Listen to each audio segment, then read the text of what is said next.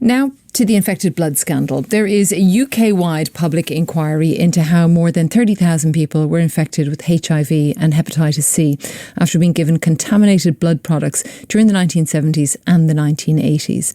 The BBC has heard evidence that haemophiliacs who have a blood disorder where the blood does not clot properly were not only given infected blood products that resulted in hundreds of adults and children contracting AIDS and hepatitis C, but they were also rolled into research programmes without their consent. An investigation by the BBC shows how children were given medications that were known to be less safe so that they could test how infectious the medication was. People that had mild blood clotting disorders were submitted to treatment programmes that were known would cause viral infections as doctors pursued their research goals rather than placing the patient's safety at the heart of the clinical decisions. And the patients were unaware, as I mentioned, no consent, that they had been enrolled in studies, they hadn't had the risks explained, and hundreds of lives were ruined. Our health editor, Hugh Pym, reports. We were lab rats, and I think the other phrase is cheaper than chimps. I think we were. That's all we were, is guinea pigs. I didn't believe it was true that someone could do that to you. When they were children, they went for treatment for their health conditions, but none of them knew they'd been enrolled into medical research trials. Luke O'Shea Phillips, who has a mild form of the blood clotting disorder haemophilia, was put into a clinical trial when he was 3 after a small cut. Before that, he hadn't needed treatment. Normally, his mild condition wouldn't need the powerful product Factor VIII, known to be contaminated with virus. He was labelled a virgin haemophiliac. There was incredible benefit in virgin haemophiliac to be able to have a clean Petri dish to be able to understand science through. Soon after this, Luke's doctor wrote to a haemophilia expert referring to Luke and another boy's treatment. Noting they were both virgin haemophiliacs, he writes, "I hope they'll be suitable for the heat-treated trial." The results were published in 1985 and noted that patients, including Luke, did get the potentially fatal disease hepatitis C, known as non-A, non-B at the time. A specialist school in Hampshire known as Trelaws had medical facilities on site, which helped pupils lead a more normal life, but also presented clinical researchers with a unique cohort of children. Every new boy, presumably, was started on a trial. I mean, I certainly did. I went in 75. By the beginning of 76, I was on a trial. Aid, Steve and Gary, who were haemophiliacs, were at the school in the 1970s and 80s. Some research focused on preventative, known as prophylactic treatment, which meant 3 to 4 times more of the contaminated blood product than they required was given to the boys. I remember that if we didn't go for our prophylaxis appointments, we would either get dragged out of school lessons because you'd missed your appointment, and if you did it so many times, you got black marks. They also were supposed to call, the haemophilia doctors were supposed to call our parents, and they were supposed to make that phone call, and they never did. To experiment on children is ethically wrong, full stop.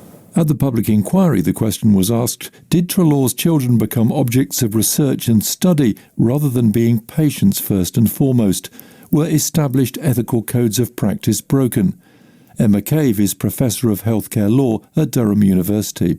What they're alleging is that they didn't need to be given that high-risk treatment based on the therapeutic issues that they had at that particular time. So if they were given a higher risk product, which they didn't need therapeutically, and that wasn't necessary for their care, then that would seem to be exploitation, unless there's some clinically valid reason for giving it to them.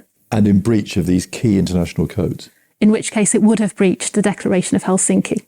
Mark Stewart, his brother and father, all had very mild von Willebrand's disease, another form of blood clotting disorder.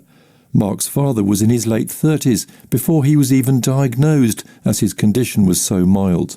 Once a month you'd have a little nosebleed, or once every couple of months, nothing thingy, you'd go up and you'd have cryoprecipitate, and it done the job, and that was it.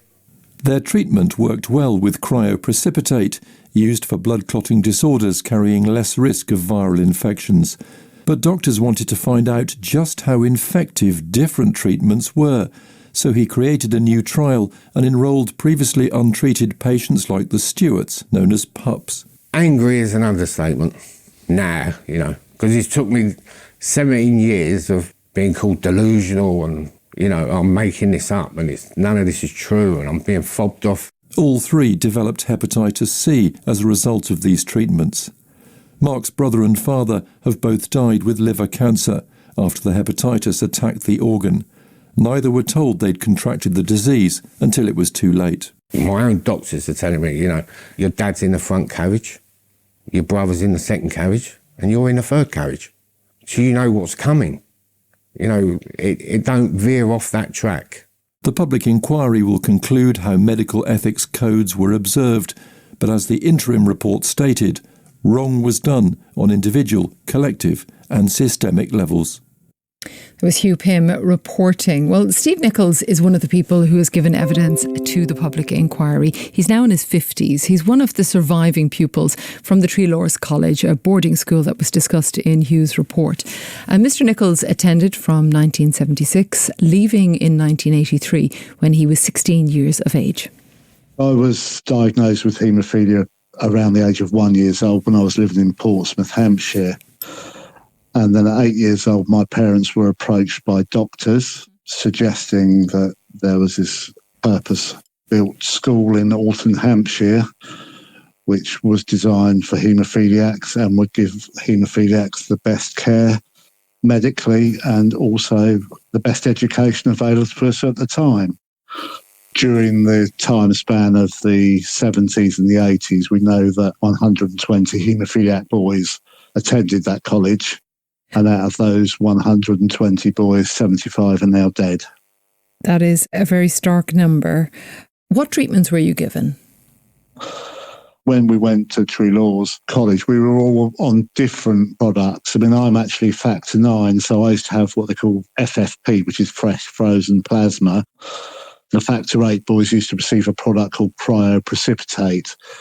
And then when we went to Treelors, literally within weeks of going to Treelors, the boys were taken off those products and put on to freeze-dried products, some being British products, but the vast majority was commercial product brought in from the US. But you didn't know any of that at the time, did you? No, we didn't know. To us, it was just freeze-dried products, came in a little glass bottle, and they looked like 2 cotton wool balls inside, which was dissolved with sterilised water and pulled up into a syringe, and then they subsequently intravenously put it into your veins. And your parents, did they know the treatment you were getting? Absolutely not. It was totally withheld from them. When did you first recognise that something seemed strange? At the time, this was totally normal to us. You know, we were in a school with 50 other peers who had haemophilia, all being treated exactly the same way, all trotting up to a sick bay in the mornings to hold your arm out for them to give you an injection, for them to take blood out, and then trotting back out. All we wanted to do was go and play like any other schoolboy would.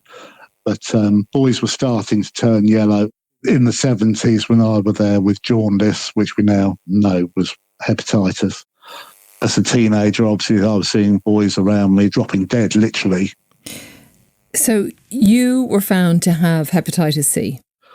I was. I had hepatitis B and hepatitis C. How did you get hepatitis C?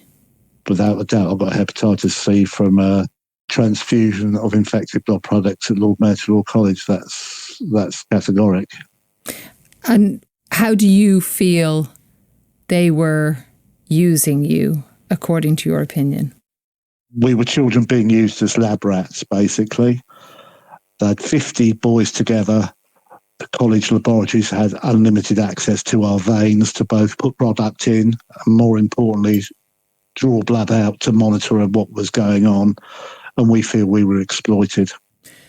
Do you know how they used the research that you say they did on you, and how does that make you feel? At the end of the day, this all comes down to money. It makes us feel used, violated, I suppose is another word, and abused. Do you know whether there was any, or whether there could have been any potential clinical need in what they were doing? Not to the extent It was being done, and certainly if there was to be any research done, it should have been done with parental and patient consent and awareness and choice.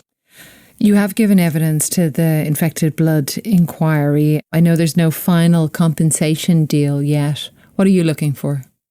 I'm looking for justice, and I'm looking for the truth. 120 children, haemophiliac children, entrusted their care to Lord Mayor's Royal College. 75 are now dead. Now, the families of those 75, the parents, the wives, children, if they had any, have never received one penny, and they've never received an apology.